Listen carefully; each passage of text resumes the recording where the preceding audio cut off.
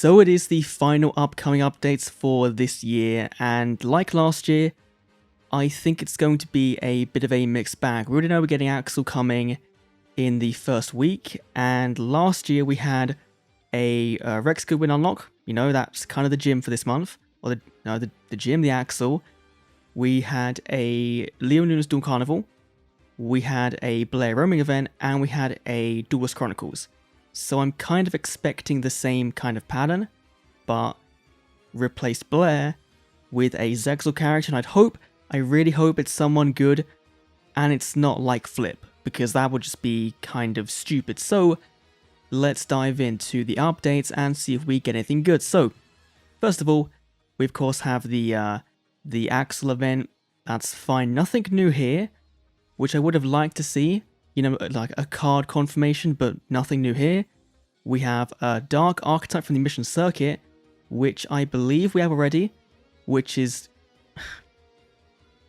It's annoying when Konami does this because we've had this card via, I think it was via a Duelist Chronicles event.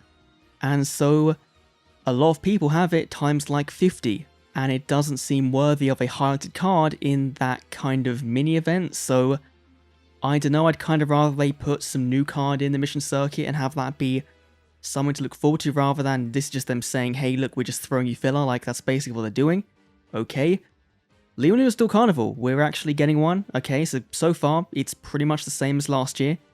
We're getting the new UR card Skull Flame and the new SR card Burning Skullhead, which I think those were both Hunter Pace's cards from 5D'S, so I'm pretty sure right now we're never seeing Hunter Pace in Duel Links, you know, in a character unlock, which is a shame. He was a cool character for the 2 or 3 episodes he kind of dueled in, but let's take a look at those cards and see if they're any good, because I don't think they are, but who knows. So first up, the Ultra Rare Skull Flame, it's a level, what is that, level 1, 2, 3, looks like level 9 I think, level 1, 2, 3, 4, 5, 6, 7, 8, level 8, Fire, decent stat line, not terrible.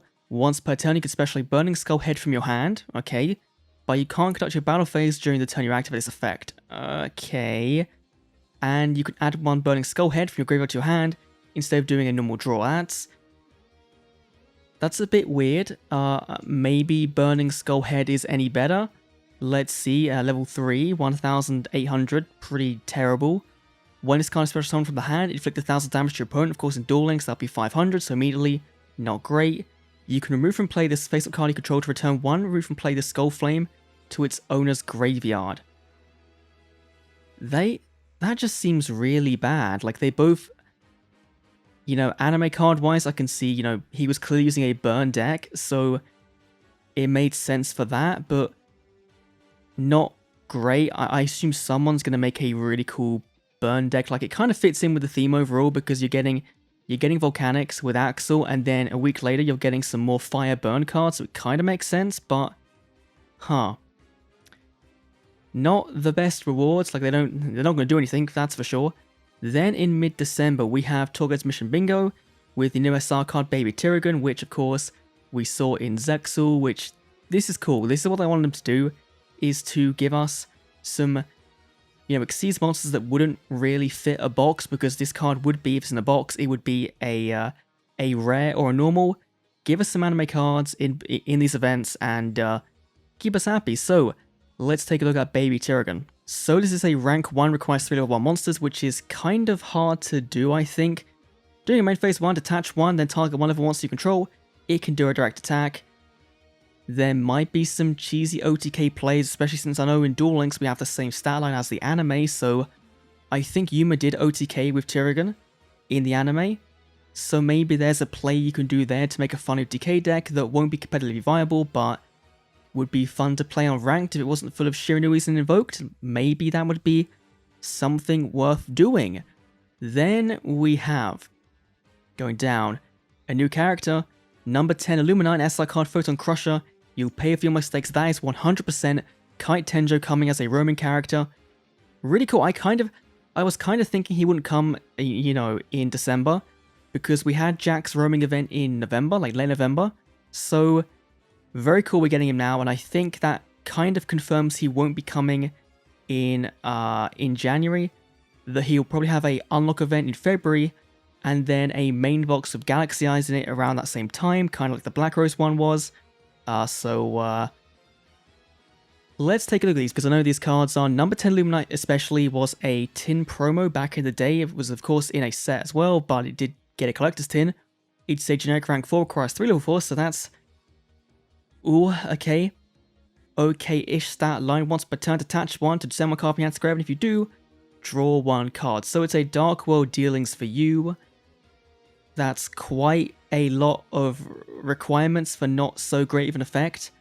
I can see why they'd want to give it to Master of Iron event, and it does make sense. It's the first XYZ he played in the show, or one of at least. So, cool, you know? Cool, we're getting a anime XYZ again. What I like to see from these events, very good. And we have Photon Crusher. Unfortunately, not Photon, the other one, the one that's the Cyber Dragon. And if this card attacks, it's changed defense mode at the end of the damage step. 2000 attack, 0 defense. Not great. But the Star Photons come into Duel Links, which then means we can get even more coming, and then we'll get Galaxy Eye stuff, and it's just the beginning of them bringing more support for Kite, which is really nice to see.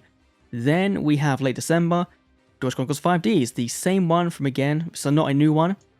I was kind of hoping if Antinomy wouldn't be a roaming event, which it seems he's not going to be, which means he's been, you know, relegated to January, I think, then it would be a Duelist Chronicles. But it seems we're going to be getting Majestic Red Dragon finally, and a Yusei and Jack new skill. Which that could just be Majestic Light again, you know, the skill that lets you have Majestic Dragon. So it might be that. But let's see, is there anything else in the month? There is, okay, cool, fine. Let's go take a look at Majestic Dragon and see if it's any good. So Majestic Dragon, of course, is a synchro of Majestic Dragon, Red Dragon Archfiend, and 1 non-tuner monster, so quite a hefty requirement to summon, but it's, I personally think, a lot better, in Duel Links at least, than Majestic Star Dragon was.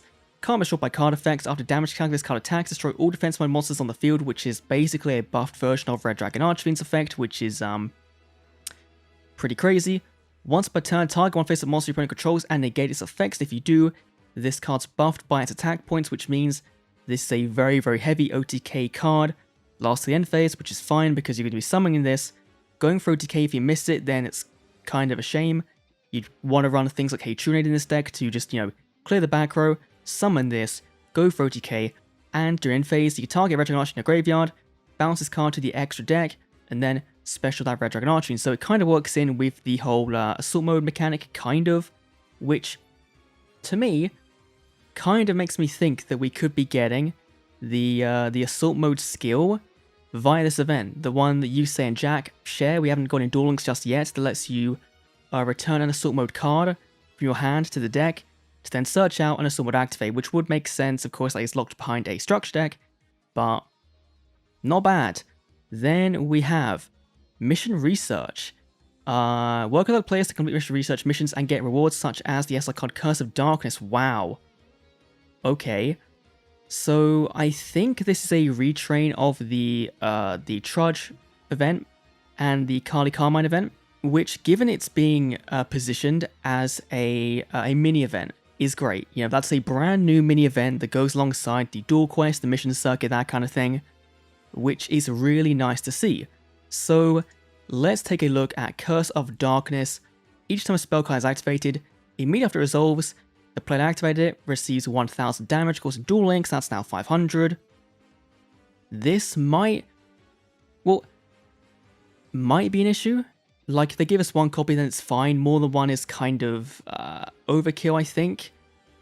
But in the right deck, it certainly can be a bit of a big deficit. Like, you could sit there and play spellbooks, and you'd immediately lose because your entire deck is spell cards, which would be kind of a shame. Though most decks in Duel Links do only really run Cosmic Cyclone, which means that they will have to, you know, you might be forced to out this card rather than other back row. Or if your deck doesn't worry about this card, then you can just go for the other back row, which is a really cool thing to kind of have to bring into the dynamic of a duel. But a cool new card that I think will be interesting to see what it does in PvP. I don't think it will do too much, but there's potential for it to be kind of annoying. And then we have updates for December. The following cards and skills will be added. Armored Chaos Phantom, Majestic Light, Fire Princess, okay. Huh. So, that Yusei skill here, that 100% has to be the Assault Mode skill, because they wouldn't give us Majestic Light here if you could get it already earlier in the month. Wouldn't make any sense. Armor Child the Chaos Phantom, though, in early December is kind of interesting because we're getting Dark Archetype in early December, which I know those two cards aren't entirely related. I think our Dark Archetype was a Yubel card and so was Armor Child, to be fair, and you know. Does that mean the mini box for the month is going to have Phantom Beast support, or Sacred Beast support, sorry. We did get a structure deck in the TCG, you know, earlier this year, which didn't do anything for competitive side of TCG, but it was some fun cards for Sacred Beasts. We're still missing things like Fallen Paradise. We got a new fusion in the newest box in the TCG. So, could this be a sign we're getting more support, you know, in that mini box? It could be. But this week, we're expecting to have a Structure Deck EX, which will be kind of interesting. We're expected to have a ban list early December, that mini box in early December, and of course the loved main box on New Year's Day, New Year's Eve, that kind of thing. So December shouldn't be too bad. It looks decent enough for the moment. Of course, AXEL early on is going to be a main highlight of the month, and then of course going on into Kite at the end of the month is pretty big. So not a bad way to round out the year. To me, getting a lot of things out of the way is nice.